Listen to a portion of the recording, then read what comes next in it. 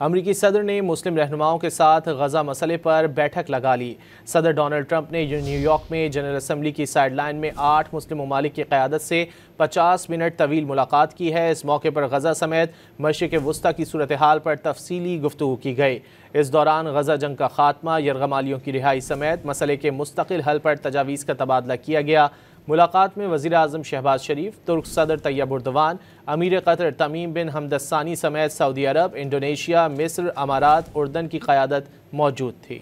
अमरीकी सदर ने मुस्लिम रहनुमाओं के साथ गजा मसले पर बैठक लगा ली। सदर डोनाल्ड ट्रंप ने न्यूयॉर्क में जनरल असम्बली की साइडलाइन में 8 मुस्लिम ममालिक की क़यादत से 50 मिनट तवील मुलाकात की है। इस मौके पर गजा समेत मशरिक़ वुस्ता की सूरत हाल पर तफसीली गुफ्तगू की गई।